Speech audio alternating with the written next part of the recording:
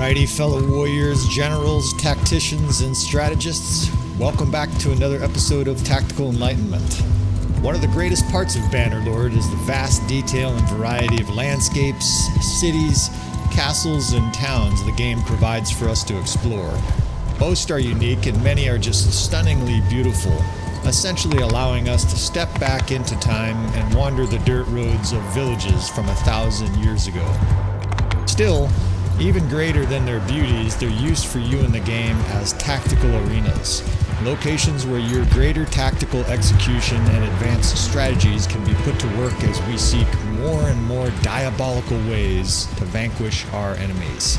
In this new series, we explore some of my favorite villages, both from the perspective of their sheer beauty and exploration, but more importantly, as ideal places to massacre your foe when you are in a tough spot.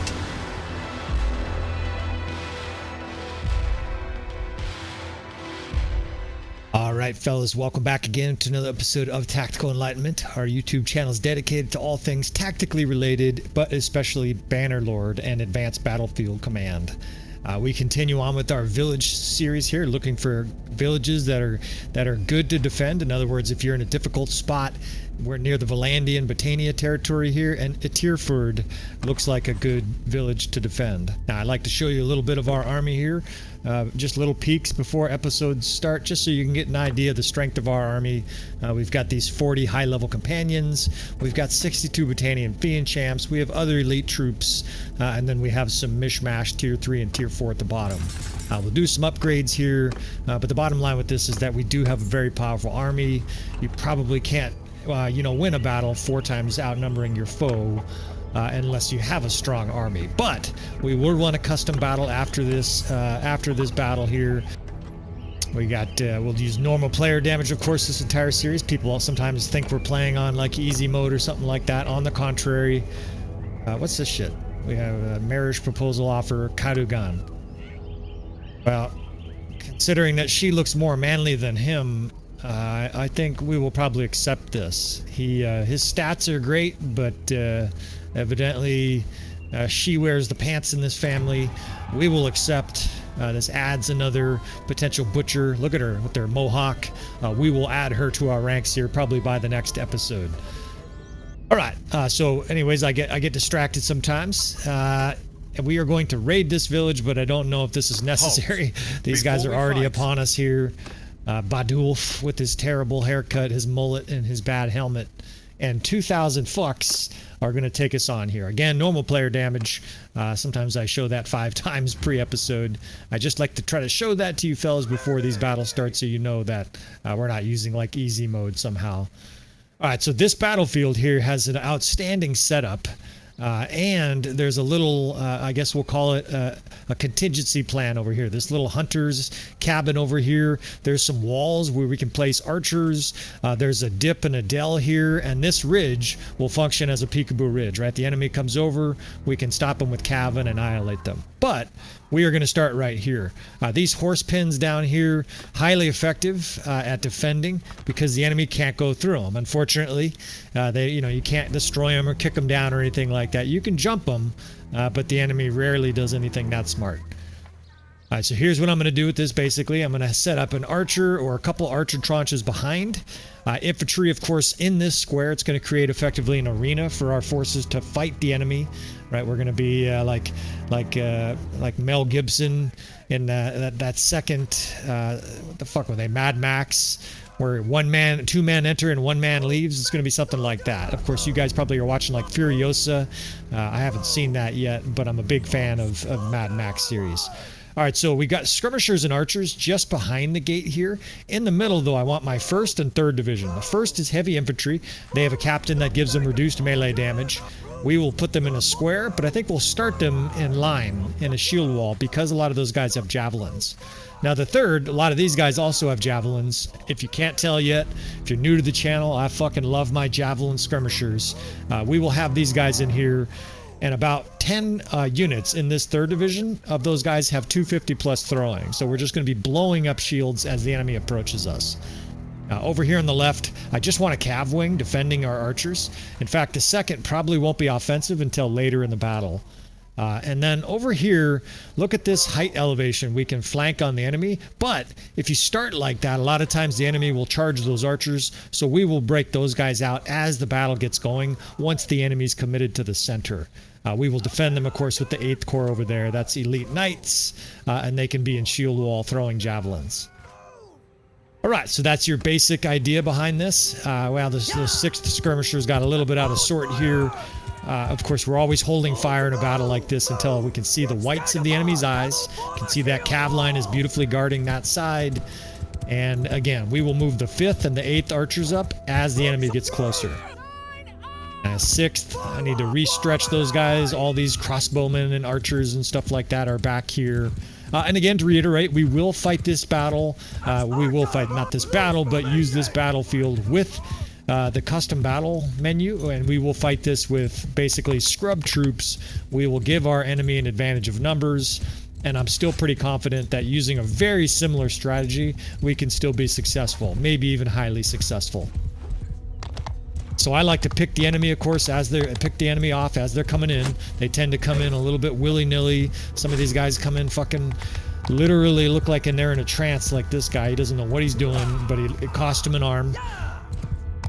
And again, we're on hold fire. I'm just not going to waste ammo on, you know, these 7 guys coming in, and especially when I can cut down half of them.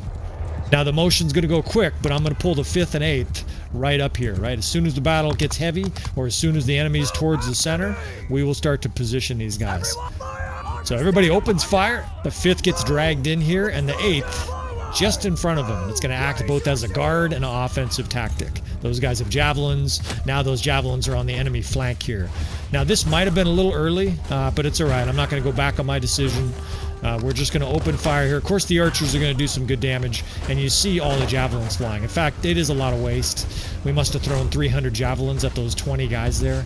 But it also means that anything approaching us is going to get smoked. Meanwhile, these guys now are going to take an absolutely destructive withering fire. I can see the archers coming from their flank. They're trying to hold up in this big shield wall, but they're still just getting their shields blown up and a lot of damage before they even arrive. Now we're going to pull this 1st infantry into a square off to the side.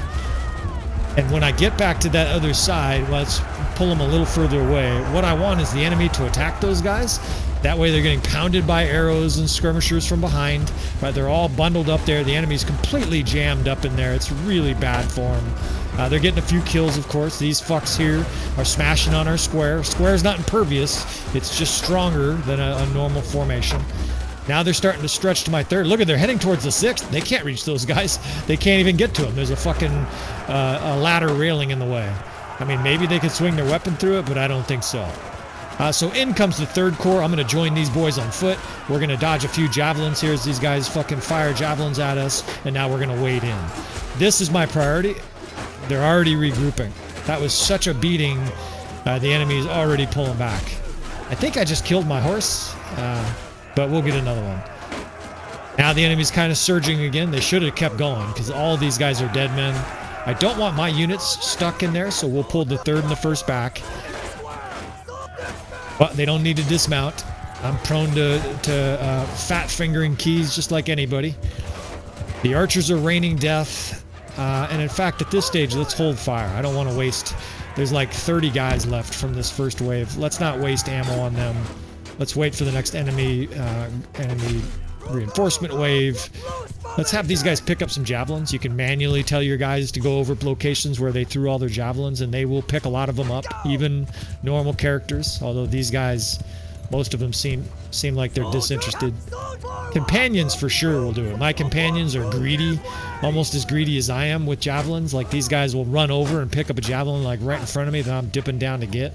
You wouldn't think that they would be so openly defiant to their Jarl, but maybe at this stage they consider me over the hill. Right? They're going to take me out into the countryside and shoot me when I least expect it. Right? And get a little takeover attempt. I hear yelling and screaming over there, but I think that's just Cav on our wing, and I'm not that concerned about him. Trying to get these javelins. These motherfuckers hard to pick up sometimes. All right, the enemy's starting to come in, so open fire is good. It's horse archers. So let's see. I got the second cav here. I told you I was going to wait. Now it's their time, right? They can be assigned to kill those horse archers. The enemy's coming in very predictably again, almost identical to the first round, only now it's tier 4 enemies. It's no longer all tier 5 units. There are some tier 5 left, but most of them are weaker.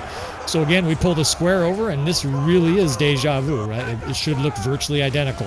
This little tiny opening allows the enemy to trickle in at a slow enough rate that they get massacred, but not fast enough for them to actually get a hold of us, right? And again, predictably, they're fleeing.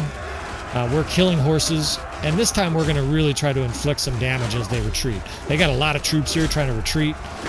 I think they're mostly regrouping. But we're gonna slug this out more. We're not just gonna pull back a second time here. I can't have the first infantry pull back just because it'll give the third infantry better angles with their arrows. We'll duck out of the way of some throwing weapons here, right underneath their throwing axes, and we'll start kicking these Battanians in the face. Take off a few heads. Suddenly they change their mind, and none of them want this second wave.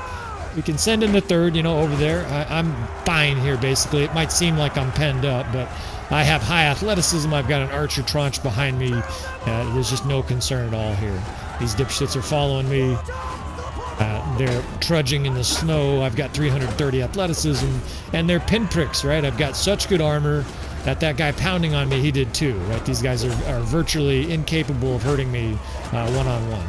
Now, tier 5, 6 units definitely will kill me, right? I've been hit for like 100, of course, by like Manavliaton. But these guys here are fucking absolute fodder. We just rip their legs off, and we'll have everybody pull back because there's probably a whole nother enemy wave coming. Now we probably don't need to, but it seems like a good opportunity. That's this fucking guy. You're a little lost, dude. Your reinforcements are the other way. Run them over here. It seems like a good opportunity to show you what I would do if the enemy was just boring in on us and I needed to activate my contingency plan. As a battlefield commander, you almost always want to have basically an escape plan, a secondary plan, and this is something that the Wildland Fire Service, which I have some training in, teaches regularly, right? They teach things like making sure you have a lookout, understanding your fire conditions, but like one of the most important things with wildland firefighting is making sure you have an escape route, right? When you get a ripping, roaring wildfire that's going 60, 70 miles an hour because of winds, you must have a safe place to run to, otherwise you get fucking killed, right? So it's a very similar concept in Bannerlord.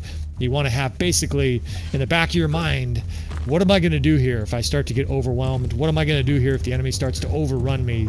And I identified this, if you remember, very early on in this episode, just glancing at it. And of course, with my experience as a field commander, I can look at this and say, okay, this is going to make a deadly peekaboo ridge, decline ridge strategy. We can also put our archers up on these walls where they're going to have just amazing line of sight of the enemy as they come into this bowl. And this is going to work lovely here for this next stage.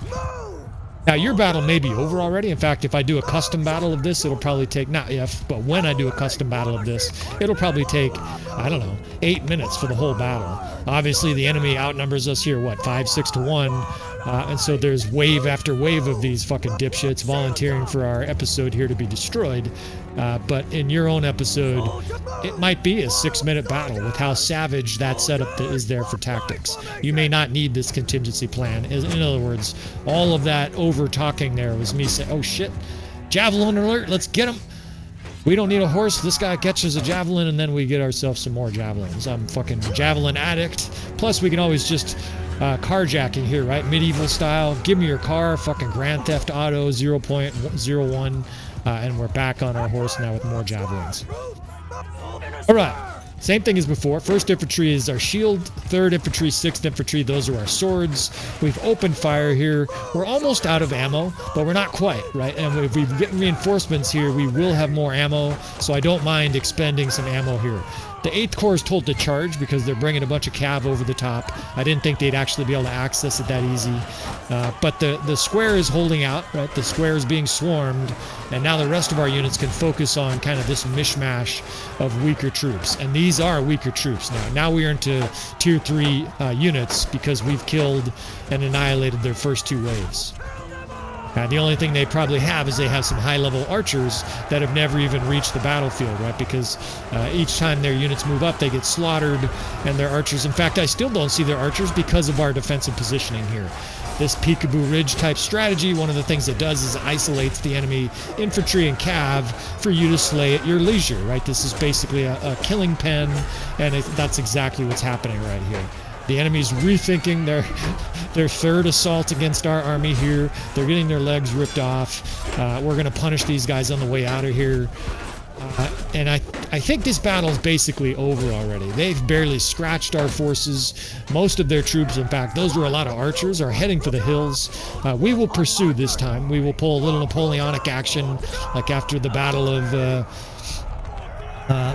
like Prussia, what was it? The Prussians, the Battle of Eylau.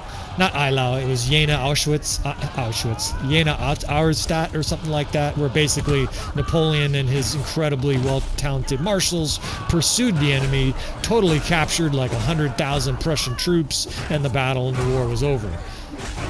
These guys are foolishly turning because I have infantry and skirmishers charging while archers are getting into position. These archers might as well fucking siege hell. They're just not ever going to be able to take on our infantry head-to-head. The death spam tells you that, and of course they're also being shot because I positioned our archers to prepare for precisely this. The enemy is now full-on fleeing. They're peeing themselves. In fact, I can see, I don't know if you guys can see, there's all kinds of yellow in the snow here because the enemy is being butchered so bad. They are forming a defensive line, and one more, well, I say one more, I guess there could be 2 or 3 more waves. So we will pull back again. We will take defensive positioning, and I think... we could fight on this ridge here, but with our lack of ammo, you can see the archers are almost out, the skirmishers are almost out. The only archers that have ammo is the horse archers, and there's like a few guys in that unit.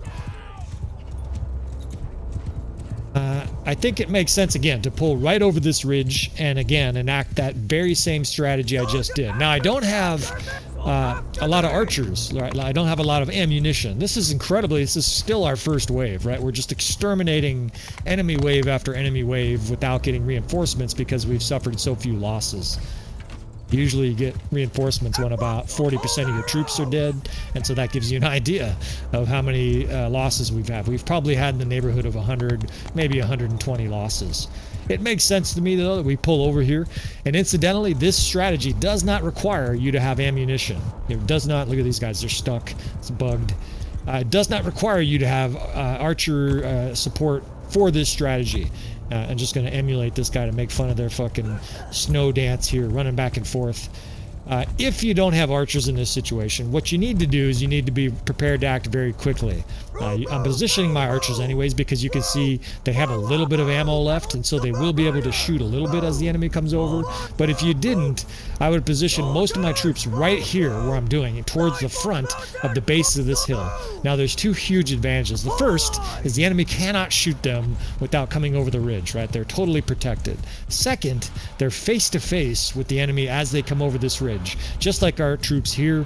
If that was the enemy, our guys would be, you know, elbows to assholes right there in front with the enemy troops. And of course, look at these guys are stuck too. All these dipshit troops are stuck. Come on, Tail Worlds, fix this shit. I digress. So I saw javelins. I saw a little flicker. I see more javelins. Can't help it. I'm an addict. Still got 3/4 health. I got a shield. We're gonna pick them up here. The enemy seems to be wavering.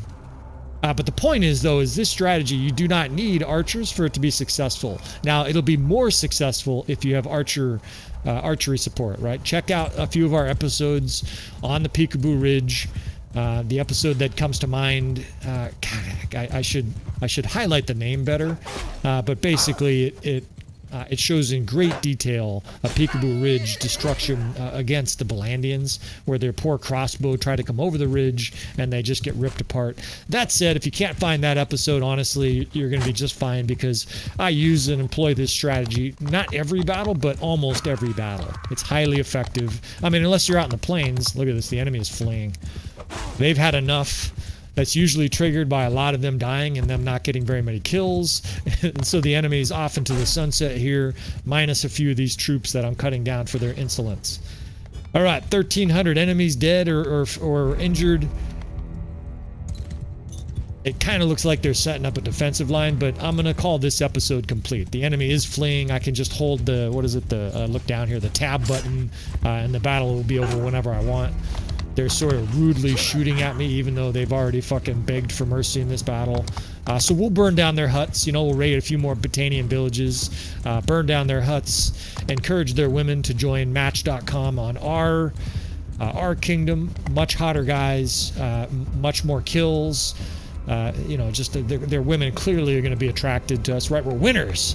And you see 105 deaths, and we just devastated this much, much larger Botanian Vlandian force. All right, so all that bragging aside, right? We're not trying to brag here. This is just the reality. We're trying to give demonstrations here. We will reload this with a custom battle and show you a similar result, or at least I hope.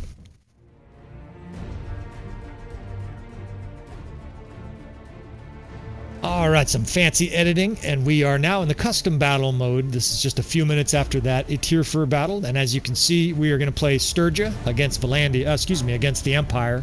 I just chose these sort of randomly.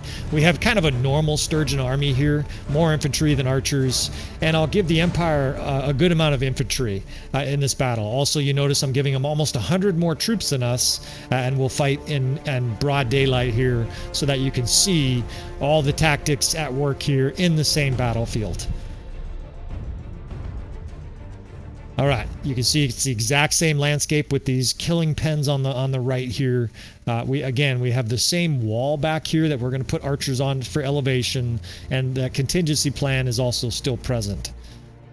So most of this, of course, is going to seem very familiar. In fact, with the exception of the lack of companions, I'm going to try to fight this in virtually the same way.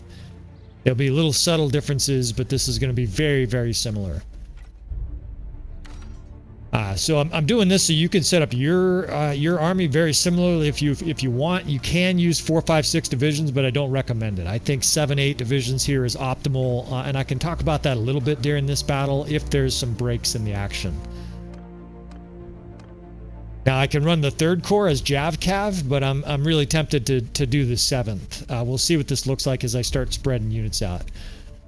So the Jav-Cav, of course, is just cav that has cavalry that has javelins, right? That way these guys can be in a shield wall and also assault the enemy in this pen.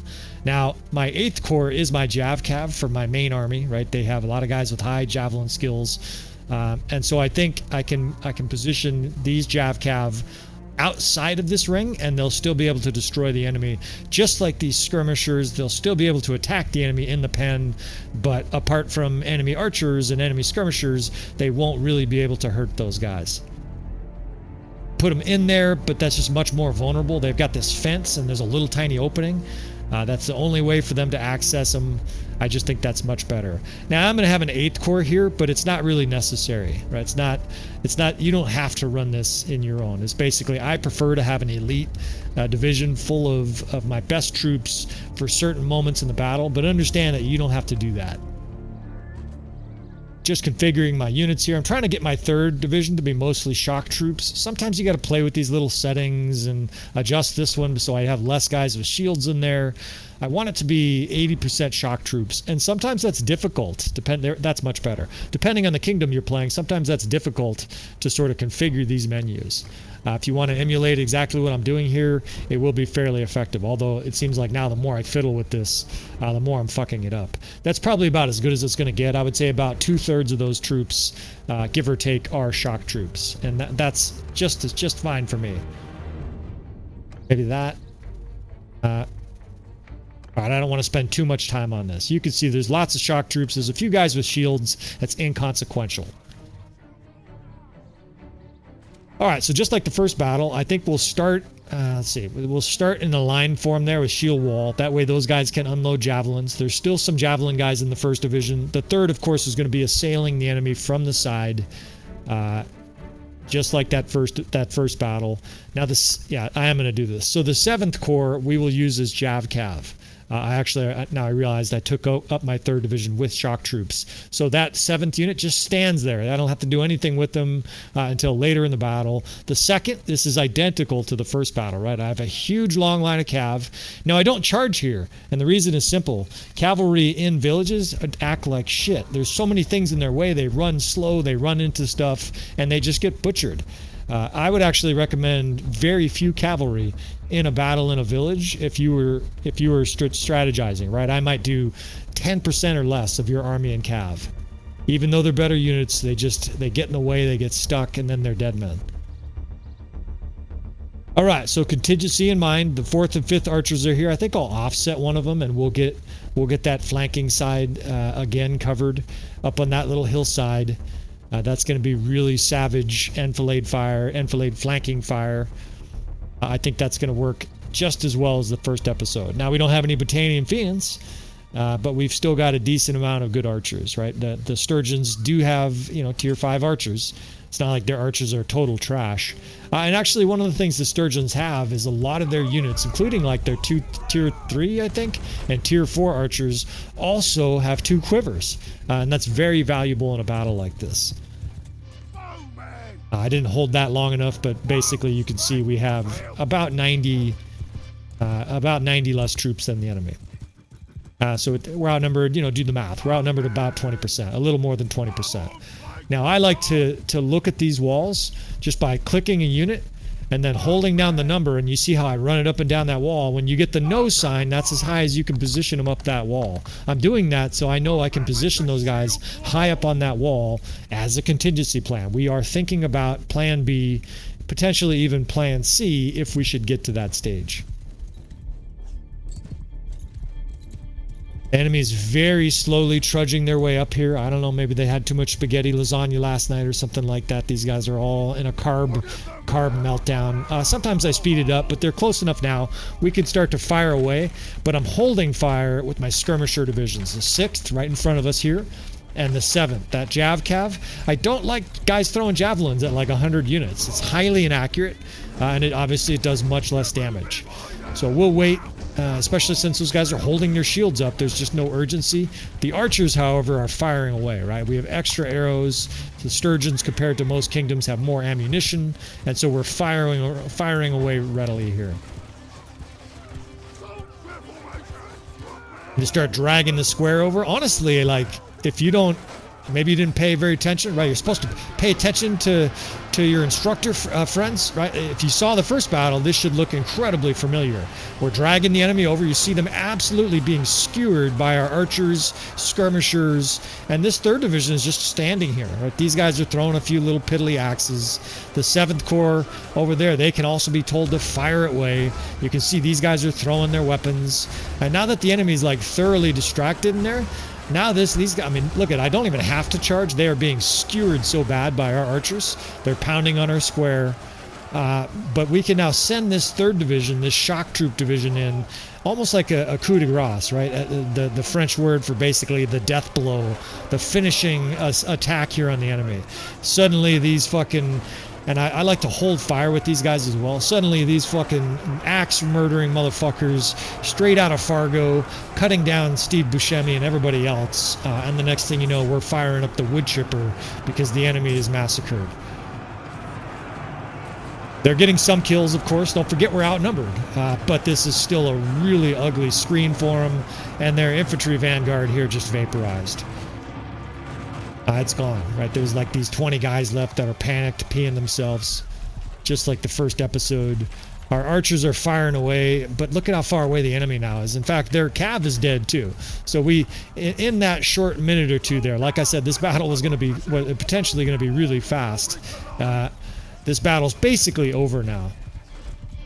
And you can see the power bar. We have what, twice or 3 times the amount of troops that the enemy has.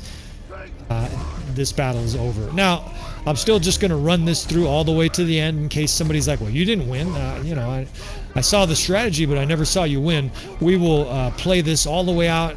We will get to the money shot, the finishing scoreboard, so to speak, and give you guys proof that if you use your units in this kind of a manner in Etirfurd, with this stupid fucking name. I don't know, maybe it's a cool Scottish name. I apologize if that's like your fucking family's clan name or some shit. But this village here is extraordinarily well set up for defense.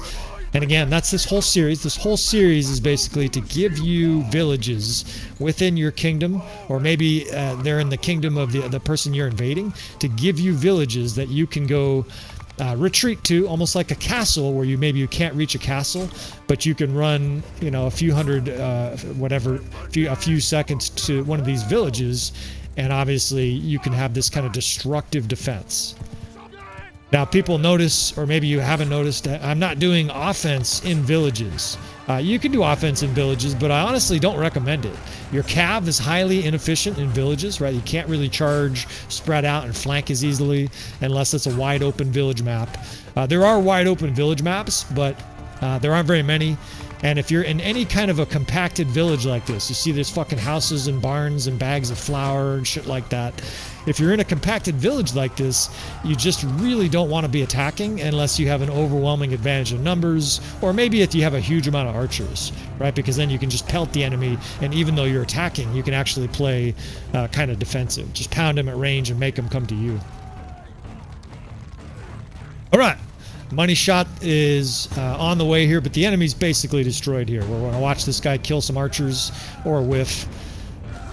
And that is that, right? This is, again, we're outnumbered 20% in this battle against an army with a similar sized and strength force. Not sized, it's actually considerably larger than ours. Same strength of force. And look at that. We have almost 3/4 of our troops left, right? So there is your Exhibit A. If the first one was Exhibit B, this is Exhibit A. I rest my case, Your Honor. This village here is extremely well defended, defendable. So we're going to do more of this series. Let me know what you think, fellas. This is going to be, you know, on, again, it's basically the start of a new series. We're continuing to look for villages, and we're going to call this episode the prequel to our village defense series. We're exploring these beautiful villages throughout Calradia, and I'm trying to give you another outlet, another tool in your tool bag to destroy the enemy. You need tactics, but of course you also need to understand that tactics work better in certain locations. So I'm going to try to pick out a couple villages per kingdom. I'll probably do 10, 12, 15 episodes of these. Of course, we'll do some badass tactics. We'll swear like a motherfucker. You guys hopefully will be entertained, and most importantly, you guys will be out there absolutely fucking dominating. Sometimes I worry that guys are going to watch our channel and get so good they start dominating everything that's boring. But I have some tips to help you with that. And honestly, is that the worst problem in the world? If you get so good at Bannerlord that you're just rolling it up, right? It's a satisfying feeling. All right, so with all that said, thanks again for watching, friends. Please subscribe if you want to watch more of this. If you want to watch more tactics, our channel is dedicated to tactics on Bannerlord. I appreciate you, fellas. Please hit that like button. I appreciate that as well. Leave some comments if you'd like. And I will talk to you, friends, next time.